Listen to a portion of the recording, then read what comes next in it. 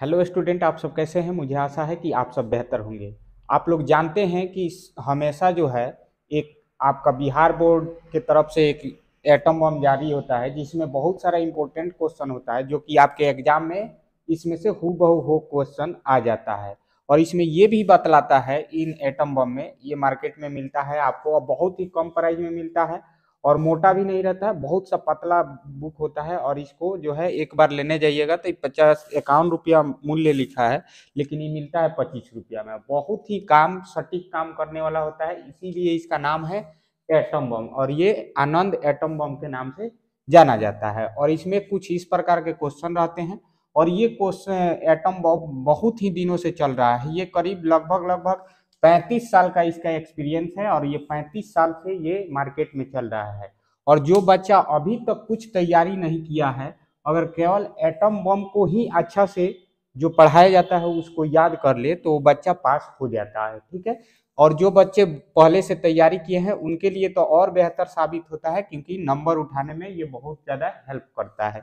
तो चलिए हम लोग आज जो है साइंस का जो है सब्जेक्ट करेंगे। साइंस सब्जेक्ट में भौतिकी का जो है चैप्टर वाइज करते हैं। देखिए इसमें कितना अच्छा है कि इसमें जैसे दे दिया है कि इसी प्रकार सबका दिया होता है कि कब कब पूछा है। जैसे 2021 में पूछा है, ये भी 2021 में पूछा है, 2015 में पूछा है। इस तरह से सब जो है हर एक जब जब पूछा है वैसे वैसे बता देता है कि ये कब पूछा गया है क्वेश्चन। तो इसमें से बहुत ज्यादा आपके एग्जाम में आता है। तो चलिए हम लोग पहला क्वेश्चन देखते हैं भौतिकी का। पहला क्वेश्चन ही क्या कह रहा है, जैसे चैप्टर का नाम है प्रकाश का प्रवर्तन तथा अपवर्तन, ठीक है। अब इसमें पहला क्वेश्चन आपको देखने को मिल जाएगा, प्रकाश के परिवर्तन के कितने नियम होते हैं। तो प्रकाश के परिवर्तन के दो नियम होते हैं। कितने नियम होते हैं? दो नियम होते हैं। कौन कैसे पता चलेगा?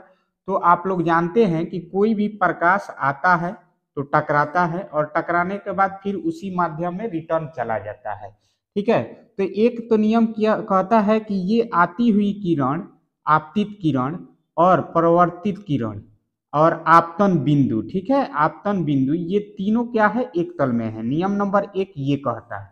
और नियम नंबर टू क्या कहता है कि नियम नंबर टू कहता है कि जितना कोण आपतन का होता है उतना ही कोण परावर्तन का होता है। तो दोनों एंगल क्या होता है? सेम होता है। और यही दो नियम है जो कि आपको इस क्वेश्चन में बोला है। कितना नियम होता है? तो दो नियम यही पूछता है, ठीक है। तो इसको ध्यान में रखिएगा। अगर नहीं डिटेल में पढ़े हैं तो मेरा वीडियो पीछे है, उसको डिटेल में जा करके देख करके पढ़ सकते हैं। चलिए अब दूसरा नंबर क्वेश्चन इसमें कह रहा है कि तेलीय कागज होता है, यानी तेलीय कागज का मतलब है अगर कागज पर हम लोग तेल लगा देते हैं तो वो कैसा होता है। तो आप लोग पढ़े होंगे कि आपका पारदर्शक होता है, परभाषक होता है, यानी पारदर्शी पदार्थ आप सुने होंगे, अपारदर्शी पदार्थ। तो उसी तरह यहाँ पर पारदर्शक होता है, अपारदर्शक होता है, परभाषक होता है। तीन कंडीशन होता है। ये तीनों कंडीशन कब होता है? तो जैसे अगर मान लीजिए हम जो बता रहे हैं कि आप चश्मा लगाते हैं, जो ग्लास रहता है उसके आगे वाला वो ग्लास क्या होता है? वो ग्लास होता है आपका पारदर्शक पदार्थ होता है। कौन पदार्थ है? पारदर्शी पदार्थ भी बोल सकते हैं या पारदर्शक, ठीक है, पारदर्शक पदार्थ भी बोल सकते हैं। तो वो जो ग्लास होता है चश्मा का, ठीक है, चश्मा वाला ग्लास क्या होता है? पारदर्शक होता है। दूसरा में होता है कि अपारदर्शक। अपारदर्शक का मतलब हो गया कि कुछ भाग बाहर दिखेगा लेकिन उधर से क्लीन नहीं दिखेगा, साफ नहीं दिखेगा। जैसे आजकल बहुत ज्यादा फैशन में लोग यूज कर रहे हैं गाड़ी का ब्लैक जो शीशा होता है, कि अंदर कितना आदमी है ये पता चलता है लेकिन कौन है ये साफ नहीं दिखता है। तो वो क्या हो जाएगा? वो हो जाएगा आपका परभाषक। क्या हो जाएगा? परभाषक पदार्थ, ठीक है, क्योंकि उसमें से साफ साफ नहीं दिखाई देता है। उसी तरह जो है तेल लगा कागज जो है, नहीं विश्वास होगा तो तेल कागज आप एक पेज फाड़िएगा, उस पर तेल गिरा गिरा दीजिएगा, और उस तेल जहां गिरा होगा उस एरिया से देखिएगा आपको कुछ भाग बाहर दिखाई देगा। तो इसीलिए उस तरह का पदार्थ को हम लोग कहते हैं परभाषक। और जो पदार्थ से साफ नहीं दिखता है, कुछ नहीं दिखता है, जीरो होता है, तो वो क्या हो जाता है? वो हो जाता है कि अपारदर्शक। क्या हो जाता है? अपारदर्शक हो जाता है। तो इसी प्रकार आपका तैलीय जो है कैसा पदार्थ है? परभाषक है। कैसा है? परभाषक है। तो ऑप्शन नंबर सी इसका राइट आंसर हो जाएगा। चलिए आगे देखते हैं। अगला क्वेश्चन क्या है? 3 नंबर क्वेश्चन है। 3 नंबर क्वेश्चन कहता है कि f बराबर r/2 सत्य है, तो ये किसके लिए सत्य है? कौन सा इसको फॉलो करता है? तो ये होता है अवतल दर्पण में। अवतल दर्पण में फोकस बराबर क्या होता है? त्रिज्या, त्रिज्या अब बट्टा क्या होता है? 2 होता है, यानी त्रिज्या का आधा भाग होता है फोकस दूरी, वहां पर होता है फोकस दूरी ऐसे निकलता है, तो त्रिज्या का आधा भाग होता है। तो ये ऑप्शन नंबर ए इसके लिए राइट हो जाएगा। ठीक है, अब देखिए यहाँ पर देखिए, तो इसको देखिएगा, ये दिख रहा है कि वहां पर लगा है ए पर, ना तो इधर उधर दिखेगा तो फिर दिक्कत होगा। चलिए अब यहाँ पर 4 नंबर क्वेश्चन क्या कह रहा है? 4 नंबर क्वेश्चन कह रहा है कि लेंस द्वारा उत्पन्न आवर्धन का SI मात्रक क्या होता है? तो लेंस द्वारा उत्पन्न आवर्धन का को हम लोग कहते हैं मात्रक वाहिनी कहते हैं, जो कि आपको ऑप्शन डी में देखने को मिल जाएगा। तो इस प्रकार ऑप्शन डी इसका राइट आंसर हो जाएगा। चलिए अगला क्वेश्चन देखते हैं 5 नंबर। किसी माध्यम से अपवर्तनांक का मान क्या होता है? तो अपवर्तनांक का फॉर्मूला आप लोग जानते होंगे, क्या चीज? अपवर्तनांक का फॉर्मूला क्या होता है? अपवर्तनांक का यानी म्यू का, म्यू बराबर क्या होता है? तो म्यू बराबर होता है साइन आई बट्टा साइन आर होता है। ठीक है, ये फॉर्मूला होता है। तो साइन आई बट्टा आर किस में दिख रहा है? तो साइन आई बट्टा आर आपको ऑप्शन नंबर ए में दिख रहा है, तो ऑप्शन ए इसका राइट आंसर है। ठीक है, तो ऑप्शन ए आप लोग टिक कर लीजिएगा। चलिए अगला क्वेश्चन देखते हैं। अगला क्वेश्चन है आपका 6 नंबर। 6 नंबर क्वेश्चन कहता है लेंस के क्षमता का SI मात्रक होता है। तो आप लोग को याद है बहुत दिनों से कि लेंस का SI मात्रक क्या होता है? लेंस के क्षमता का SI मात्रक होता है डायोप्टर, जो कि आपको ऑप्शन सी में देखने को मिल जाएगा। तो ऑप्शन सी इसका राइट आंसर है। ठीक है, चलिए अगला क्वेश्चन देख लेते हैं हम लोग 7 नंबर। 7 नंबर क्वेश्चन देखिए, ये जो है क्वेश्चन आपके लिए बहुत सारे इसमें इंपॉर्टेंट क्वेश्चन ही केवल बताया जा रहा है। ठीक है, तो ऑप्शन नंबर 7 क्वेश्चन नंबर 7 देख लीजिए। आवर्धन का ऋणात्मक मान बतलाता है। तो आवर्धन का ऋणात्मक मान क्या बताता है? बताता है कि वस्तु के सापेक्ष प्रतिबिंब क्या है? उल्टा है। आवर्धन का जब भी आपको वैल्यू जो है माइनस में आए, क्या आ जाए? माइनस में आ जाए, तो जब माइनस में आएगा तो समझ जाइएगा वो क्या है? तो वस्तु का प्रतिबिंब क्या है? उल्टा दिखेगा। क्या दिखेगा? उल्टा दिखेगा। तो ऑप्शन नंबर ए इसका राइट आंसर हो जाएगा। अगला क्वेश्चन देखते हैं 8 नंबर। 8 नंबर क्वेश्चन कह रहा है समतल दर्पण की फोकस दूरी होती है। तो समतल दर्पण की फोकस दूरी कितना होती है ये बता रहा है। तो इसमें देखिए वैल्यू तो दिया नहीं है, तो जब वैल्यू नहीं दिया है तो समतल दर्पण का फोकस दूरी को हम लोग क्या मानते हैं? अनंत मानते हैं, इसका अंत नहीं है। तो इसलिए ऑप्शन ए जो है इसका राइट आंसर है। कभी कभी ऑप्शन में यहाँ पर दे देता है 25 सेंटीमीटर, अब बच्चा जो है वहीं मार देता है। तो ऐसा ये गलती मत कीजिएगा। अगर 25 सेंटीमीटर देखिएगा तो आप जो है न्यूनतम आंख का जो है दूरी होता है, तो वो वाला मत मार दीजिएगा, क्योंकि उसमें बच्चे देखते ही मार देते हैं। आज इसमें 50 दिया है लेकिन उसमें दे देता है। ये देखिए क्वेश्चन 2021 में पूछा हुआ है, मृग मरीचिका का कारण क्या है? तो मृग मरीचिका का कारण क्या होता है ये पूछ रहा है। ठीक है, तो ये इसमें ये कारण होता है कि पहले अपवर्तन, और क्या होता है? अपवर्तन होता है और बाद में पूर्ण आंतरिक परावर्तन हो जाता है। उसका क्या होता है? पहले अपवर्तन होता है और बाद में क्या होता है? परावर्तन होता है। ठीक है, तो ये दोनों क्रिया एक ही क्वेश्चन, यानी इसमें दोनों क्रिया एक ही में हो जाता है, तो इसलिए इसी को हम लोग मृग मरीचिका कहते हैं। ठीक है, तो ऑप्शन नंबर इसका डी राइट आंसर है। क्वेश्चन नंबर 10 देख लीजिए, कर रहा है 10 नंबर, माध्यम बदलने पर प्रकाश का वेग का बदलना कहलाता है। तो बदलना कहलाता है अपवर्तनांक। ऑप्शन नंबर बी थोड़ा सा इसमें मिस्टेक है, तो इसको भी देख लीजिएगा, अपवर्तनांक मारिएगा। ठीक है, दोनों में अपवर्तन अपवर्तन लिख दिया है। ठीक है, तो इसको थोड़ा सुधार कर लीजिएगा। अब चलते हैं अगला क्वेश्चन देखते हैं। अगला क्वेश्चन है 11 नंबर। 11 नंबर क्वेश्चन कह रहा है पानी से भरी बाल्टी की गहराई कम दिखाई देती है, यानी देखती है, क्योंकि इसका कारण क्या है? तो देखिए जब भी आप कभी नहीं देखे हैं तो ध्यान दीजिएगा, पानी भर दीजिएगा बाल्टी में और उसको देखिएगा तो पेंदी, उसका नीचे का जो पेंदी होता है बेस, वो ऊपर उठा हुआ दिखेगा।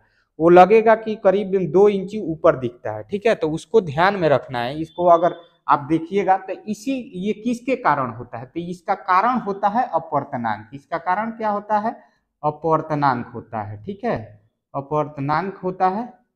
तो इसको ध्यान में रखिएगा। तो यहाँ पर क्या कह रहा है, अपवर्तन के कारण होता है। तो अपवर्तन कहाँ पर है, ऑप्शन नंबर ए में है। तो अपवर्तन के कारण क्या होता है, पानी बाल्टी में जो देखता है पेंदी वो ऊपर हुआ देखता है, ठीक है, ऊपर उठा हुआ। 12 नंबर क्वेश्चन कह रहा है क्रांतिक कोण क्या है। क्रांतिक कोण क्या है, तो क्रांतिक कोण सघन माध्यम में आपतन कोण, क्या कह रहा है, आपतन कोण जो होता है उसी को हम लोग क्रांतिक कोण कहते हैं। जो सघन माध्यम, सघन से जब विरल में जाता है तो जो सघन माध्यम में जो कोण होता है आपतन कोण, वही हम लोग क्या कहलाता है, क्रांतिक कोण कहलाता है, ठीक है। तो ऑप्शन नंबर ये जो है आपका ए राइट आंसर है, option number A right answer है।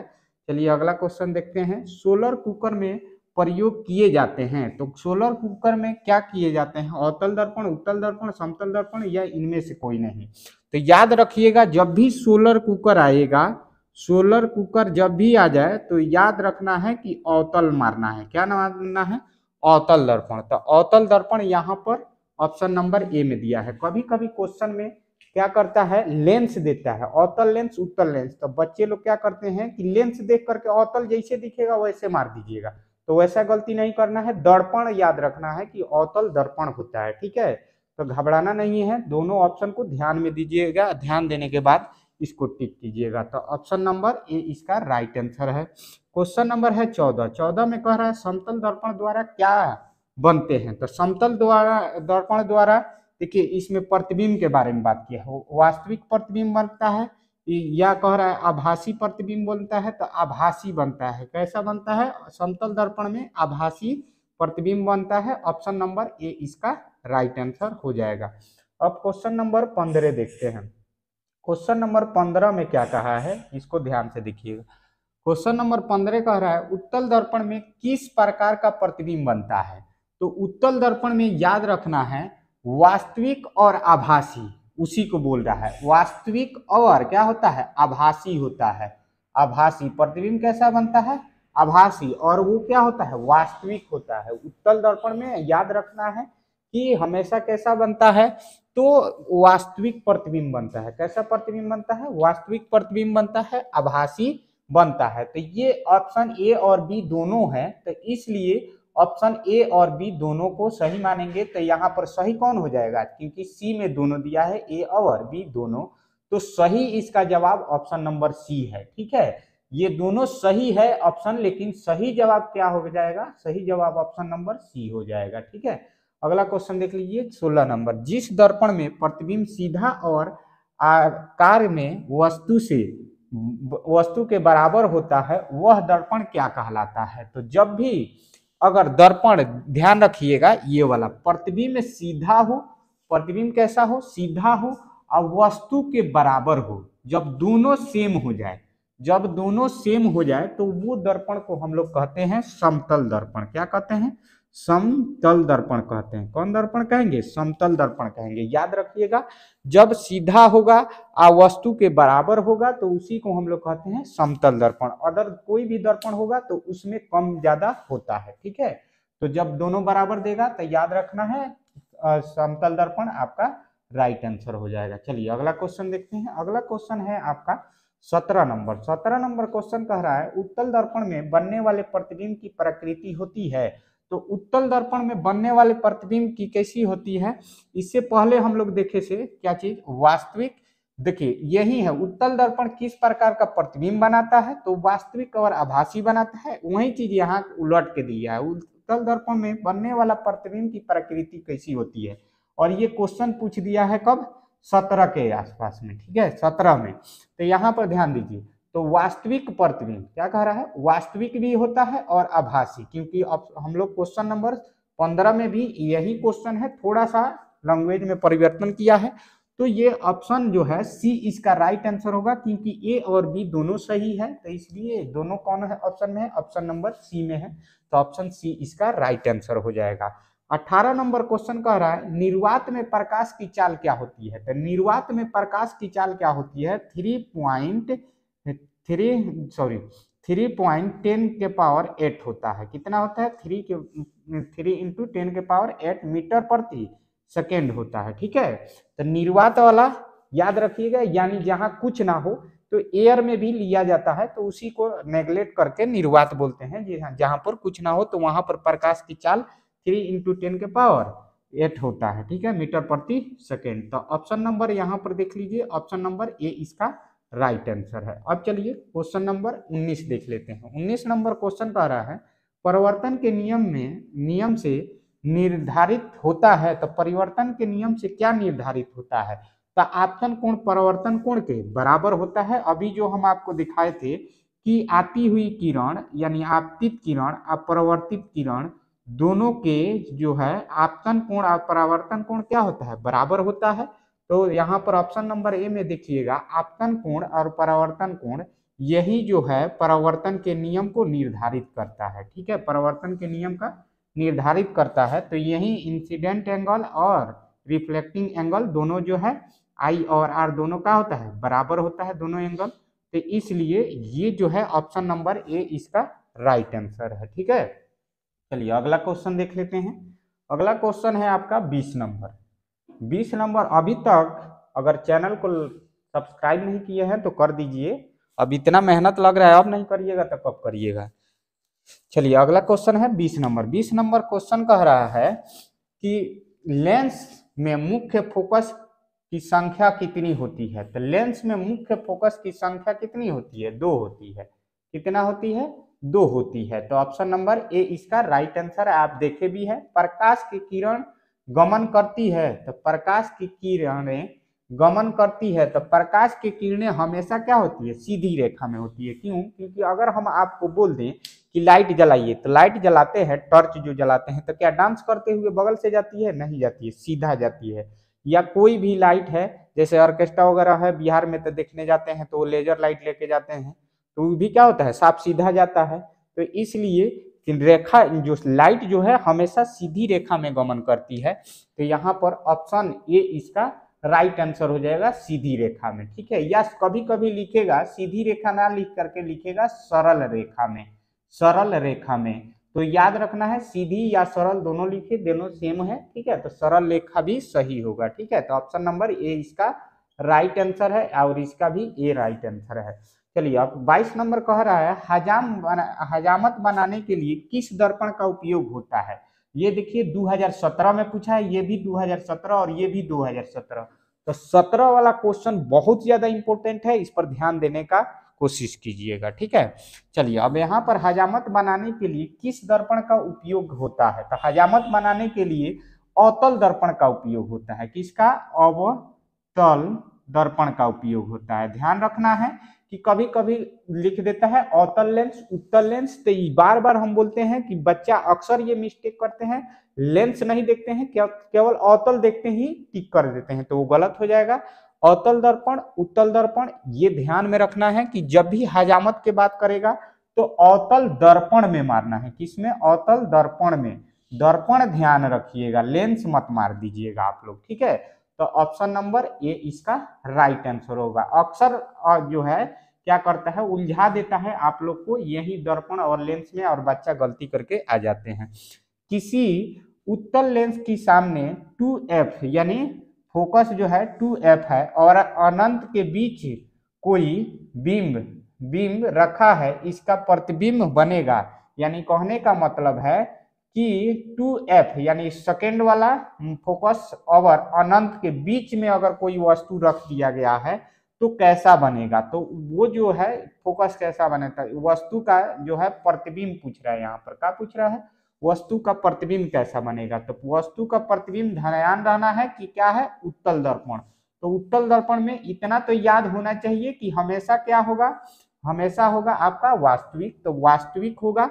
दूसरे में क्या होता है कि उत्तल दर्पण में हमेशा प्रतिबिंब उल्टा बनता है, तो वास्तविक और उल्टा साइज में क्या हो जाता है? छोटा हो जाता है। तो ऑप्शन जो है ए इसका राइट आंसर हो जाएगा। तो ये भी ध्यान रखना है, और आभासी भी होता है।